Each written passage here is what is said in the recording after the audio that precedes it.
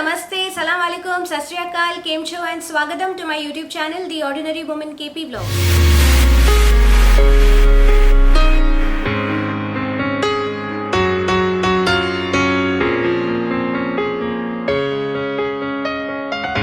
कैसे हैं आप सब लोग? I hope you all are doing good. और आज मैं लेकर आ रही हूँ आप सबके लिए मेरा सी सेक्शन रिकवरी स्टोरी।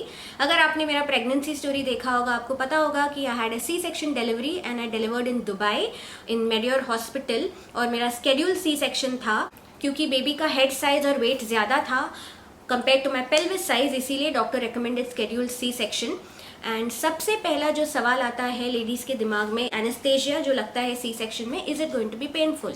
आजकल के ज़माने में जो सुई है वो बहुत ही पतली होती है। पहले के ज़माने में it use to be little thicker, तो इसीलिए ज़्यादा पेन होता था। बट आजकल आपको समझ में भी नहीं आएगा कब वो सुई घुसी और कब वो बाहर आ गया। It's just a matter of seconds. और आपको आपके दिमाग में ये ठान लेना है कि आपको पेन नहीं होगा, तो आपको पेन सीरियसली नहीं होगा। अगर आपने ये सोचा कि अरे मुझे बहुत पेन होने वाला है एंड आप डरोगे वगैरह, तो आपको बहुत पेन होगा। तो बेटर कि आप काम रहो, शांत रहो और एनेस्थेसिया टीम को अपना काम करने दो, आपको बिल्कुल कुछ पता नहीं चलेगा। तो ये रहा पहला सवाल। Second question is side effects of anaesthesia. तो कुछ लोग बोलते थे कि अरे बैक पेन होता है, सी सेक्शन होता है तो बहुत बैक पेन होगा, don't go for C section and all that. But मैंने मेरे डॉक्टर से भी बात की, गायनोकोलॉजिस्ट से, ये सब मिथ होता है कि back pain you will get because you undergoing a C section. ऐसा कुछ नहीं है। If you have your calcium tablets on time, जितने ड्यूरेशन के लिए आपको डॉक्टर ने रेकमेंड किया है वो कैल्शियम का मेडिसिन जाना चाहिए बॉडी में। ज़्यादा कैल्शियम भी नहीं होना चाहिए, ज़्यादा कैल्शियम से किडनी स्टोन्स होता है। बट जो भी डॉक्टर ने रेकमेंड किया है, थोड़ा बहुत duration, please ignore the sound जो बीच बीच में आएगा, because I have a 15 month old baby Kiaan, तो वो खेलता रहता है एंड थोड़ा बहुत आवाज़ आएगा, तो प्लीज़ इग्नोर दैट।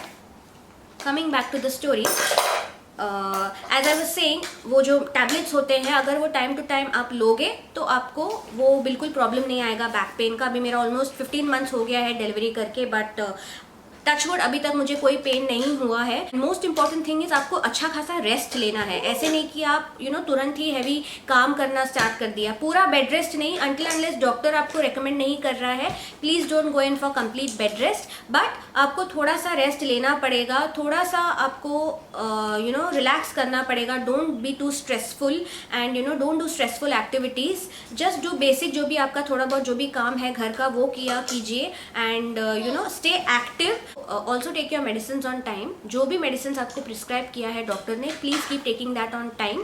आपको कोई भी बैक पेन का प्रॉब्लम नहीं होगा। देन आता है कि सी सेक्शन के बाद आपको पेन होता है या नहीं। तो डेफिनेटली पेन होता है जब आपका ऑपरेशन खत्म हो जाता है। 45 मिनट्स आपको रिकवरी रूम में रखा जाता है just to check on you. During the operation time only आपके अंदर वो कैथेड्रल डाल देते हैं टू कलेक्ट द यूरिन। जब वो कैथेड्रल को अगले दिन निकालते हैं तभी उसका थोड़ा बहुत पेन, बर्निंग सेंसेशन लगता है। Apart from that first 24 hours में आपको थोड़ा सा अनइजीनेस रहेगा because they will give you the medicine and the pain killers. But थोड़ा स्लोली जब एनेस्थेसिया का इफेक्ट निकलना शुरू हो जाएगा तो आपको पेन रियलाइज होगा। After 18 to 24 hours doctor will recommend कि आप उठो और आपका जो भी थोड़ा बहुत काम है वो आप स्लोली स्टार्ट करो। बिकॉज अगर आप बैठे के बैठे रह गए सोच के बहुत पेन होने वाला है और आप डर के बैठ जाओगे, then you will never be able to recover. So after the 24 hours please get up, खड़े हो जाओ, हिम्मत करो और थोड़ा बहुत चलना स्टार्ट करो।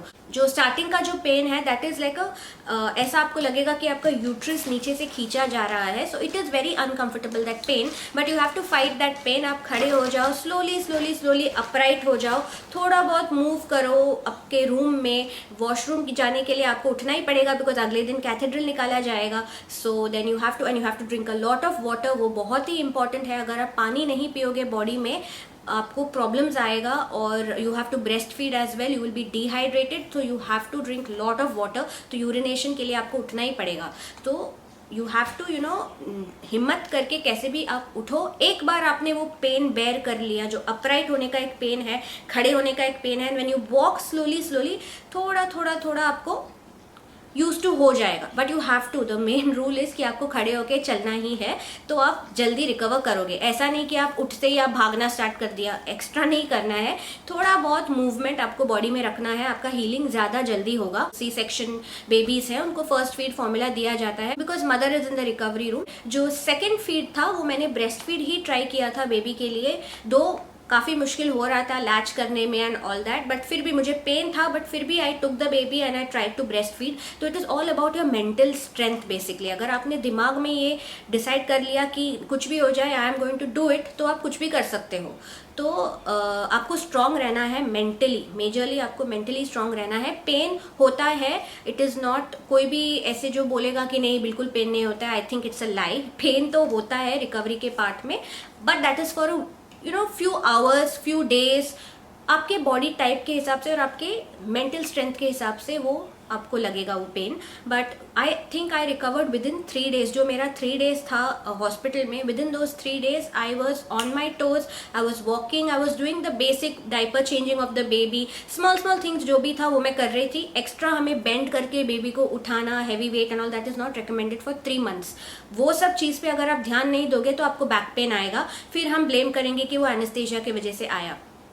एक्चुअली यही सब रीजंस होता है कि हम टैबलेट्स नहीं लेते टाइम पे, फिर हम अपना ख्याल नहीं रखते हैं, डाइट का ख्याल नहीं रखते हैं, हम काम बहुत ज़ोरों शोरों से स्टार्ट कर देते हैं, एक्सरसाइज स्टार्ट कर देते हैं, वी डोंट हैव पेशेंस। तो 3 महीने के लिए आपको पेशेंस रखना है। फिर डॉक्टर आपको चेकअप के लिए बुलाएंगे, वहाँ पे जाके they will check the stitch जो है वो हील हुआ है कि नहीं, and the uterus has come back to place और no, and then she will give you a go ahead कि ठीक है आप अभी एक्सरसाइज थोड़ा थोड़ा करके स्टार्ट कीजिए। अगर नॉर्मल डिलीवरी है तो within 2-3 days the ladies start doing their workout. And next चीज़ है पेट को अंदर करने के लिए वो जो साड़ी बांधते हैं इंडिया में, एंड जो कपड़ा बांधते हैं, बैंड्स लगाते हैं, वो भी एक मिथ है एज पर द डॉक्टर्स। वो सब करने से आपका पेट अंदर नहीं जाने वाला है। सी सेक्शन में तो वो बिल्कुल भी अलाउड नहीं है। आपको क्या करना है, ब्रेस्ट फीड करना है मैक्सिमम। जितना हम ब्रेस्ट फीड करेंगे एक हार्मोन रिलीज होता है एंड यूट्रस कॉन्ट्रैक्ट होता है, उसका एक साइंटिफिक थियोरी है। तो based on the scientific theory जब भी आप ब्रेस्ट फीड करोगे आपका यूट्रस कॉन्ट्रैक्ट होता जाएगा। तो जितना आप ब्रेस्ट फीड करोगे उतना आपका यूट्रस कॉन्ट्रैक्ट होगा and it will go back to place एंड आपका पेट वापस फ्लैट हो जाएगा अगर आपने ओवर वेट गेन नहीं किया होगा। जैसे in my case I had lost 5-6 kilos because I had nausea problem, जो मैंने मेरे प्रेगनेंसी स्टोरी में बोला है, जो भी मेरे साथ हुआ, and because of that I had become very thin. तो मेरा जो यूट्रस था वो उतना ही एक्सपैंड हुआ जितना बेबी को ज़रूरत था, तो I had no excess weight gain anywhere. So that's why it was very easy. Within 10 days मेरा जो यूट्रस था वेंट बैक टू नॉर्मल। अभी मैंने 4-5 किलो थोड़ा गेन किया है, बट तभी I was really thin and मुझे ये प्रॉब्लम नहीं हुआ था। स्ट्रेच मार्क्स का भी प्रॉब्लम नहीं हुआ था। स्ट्रेच मार्क्स के लिए आप क्या कर सकते हो, from the second trimester I had applied bio oil.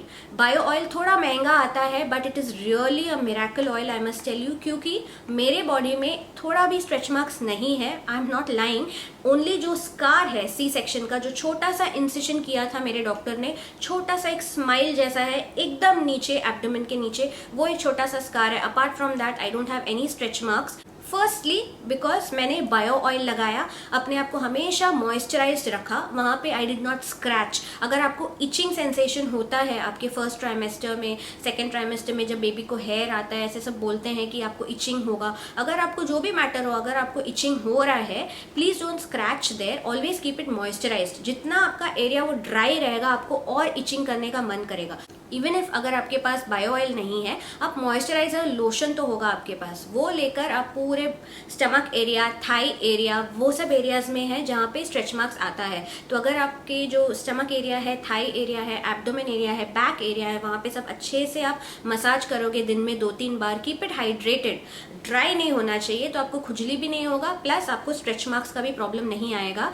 And also weight gain अगर हम एक्सेस में करेंगे, अगर हम बहुत ज़्यादा खाएंगे, एंड यूट्रस सिर्फ उतना एक्सपैंड होगा जितना बेबी को स्पेस चाहिए, दैट्स इट, एंड वो बैक टू नॉर्मल हो जाएगा। जब आपका डिलीवरी हो जाता है, आप ब्रेस्ट फीडिंग करोगे, आप डाइट पे कंट्रोल करोगे, अपने आप फ्लैट हो जाएगा। बट अगर आप एक्सेस खाओगे या जेस्टेशनल डायबिटीज हो गया जो आपके कंट्रोल में नहीं है, एंड यू नो आपका वेट गेन होता जा रहा है, तो वो एरिया एक्सेस स्ट्रेच हो जाता है। तो दैट्स वाई जब वो यूट्रस कॉन्ट्रैक्ट हो जाता है, but those all area sag and वो स्ट्रेच मार्क्स छोड़ देता है। तो very important is keep yourself hydrated plus weight control. अगर हम वेट कंट्रोल में नहीं रखेंगे तो स्ट्रेच मार्क्स का चांसेस हाई होता है। The next thing is what to eat and what not to eat. अभी आपको ये ध्यान में रखना है, आप ब्रेस्ट फीड कर रहे हो तो आप जो भी खाओगे वो बच्चे को पास ऑन होगा आपके through. It's up to you, आपको हेल्दी खाना है या अनहेल्दी खाना है। No mother will want to have anything unhealthy.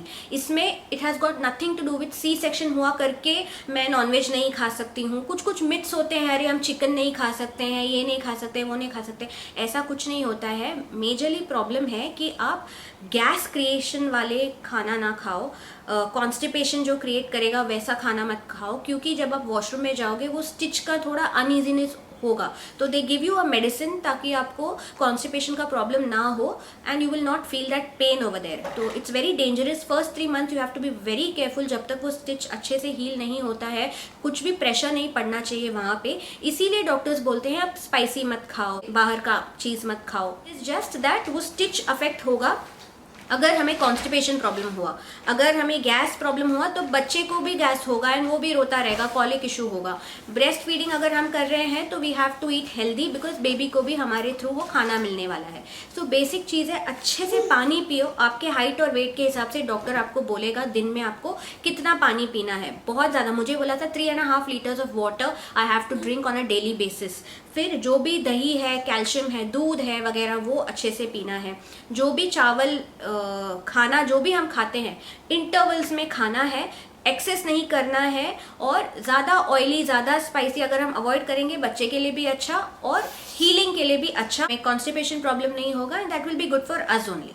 तो आपको जो चाहिए आप खाइए, ओवरडू मत कीजिए, किसी भी चीज़ को ओवरडू मत कीजिए। टाइम टू टाइम 2-2 घंटे में खाते रहिए। What I use to eat, morning में मेरा चपाती भाजी कुछ रहता था, एक फ्रूट रहता था, ड्राई फ्रूट्स रहते थे, then I use to have a cup of milk.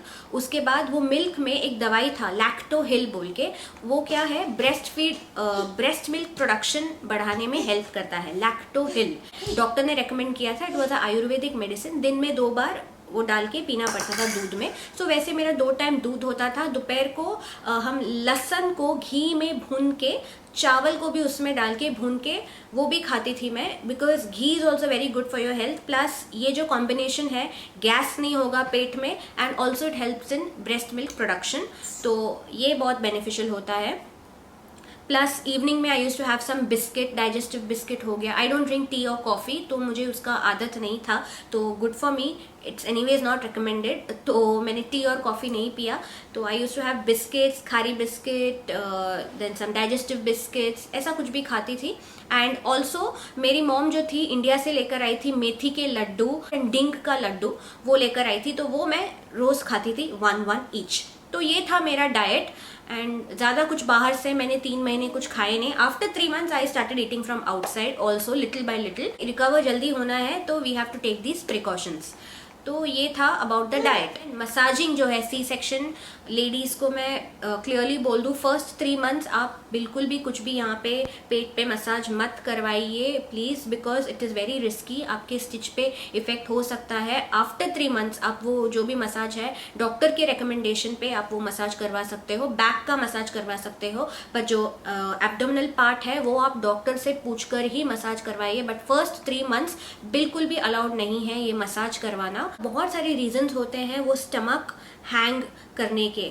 लोग बोलते हैं अरे इसका सी सेक्शन हो गया है, इसका स्टमक ज़रूर हैंगिंग होगा, आपका स्टमक हैंग होगा, इसलिए people get scared of C section. ऐसा कुछ भी नहीं है। मेरे थोड़े बहुत फोटोज़ मैं डाल देती हूँ just after the operation and you know after this 1 year में मेरे थोड़े बहुत फोटोज़ मैं आपको दिखा देती हूँ। आप मुझे बोलिए कि मेरा पेट हैंगिंग आपको लग रहा है कि नहीं, बिकॉज ये I am not putting these photos to show off और something, but just to explain and show the difference. जो लोग ऐसे बोलते हैं कि सी सेक्शन होगा तो आपका पेट हैंग, ऐसा कुछ भी नहीं है। हाँ, अगर आप आपका डाइट का ख्याल रखोगे और आप प्रेगनेंसी में भी वेट का ख्याल रखोगे तो आपको ये प्रॉब्लम नहीं होगा स्टमक हैंगिंग का। आप जितना आपको रिक्वायर्ड है आप उतना खाइए, डोंट ओवर डू एनीथिंग। तो अगर आप नॉर्मल डिलीवरी हो या सी सेक्शन में अगर आपने ओवर वेट गेन कर लिया तो आपका पेट हैंग होगा ही। तो this is just a myth, मैं आपको बता दूं, क्योंकि मेरे साथ ये ऐसा कुछ भी नहीं हुआ। सबका एक्सपीरियंस अलग होता है, बट मेरे हिसाब से ऐसा कुछ भी नहीं होता है। I hope you have a very safe delivery, all the ladies who are watching me and who are recovering, please don't take any stress. Main thing, हर चीज़ का प्रॉब्लम स्ट्रेस होता है, मेंटल स्ट्रेस होता है। Please listen to good music, आपको जो भी पसंद है आप वो करते जाइए। Please be stress free always and आपका रिकवरी ऐसे हो जाएगा, आपको बिल्कुल कुछ प्रॉब्लम नहीं होगा। स्टे पॉजिटिव, हमेशा पॉजिटिव सोचिए and be mentally strong. I think that's it. मुझे ये वीडियो ज़्यादा लंबा नहीं खींचना है। जो भी थोड़े बहुत क्वेश्चंस थे मैंने उसका जवाब दे दिया है। I hope you would have found it helpful. देखो, मैं ये मस्तीखोर लड़के को भी दिखा देती हूँ इसमें, जो यहाँ पे खड़े बहुत ज़्यादा आवाज़ कर रहे हैं। Any viewers who are watching me for the first time, ये है वो लड़का जो आपको बैकग्राउंड में जो भी आवाज़ आया होगा वो इस मस्तीखोर लड़के का है। तो if you are watching my vlogs, आपको मालूम होगा क्या कहानी है हमारी घर की। तो I am not going to tell anything more and we'll end the vlog here. I'll see you with my next video. Till then, bye, take care and stay safe.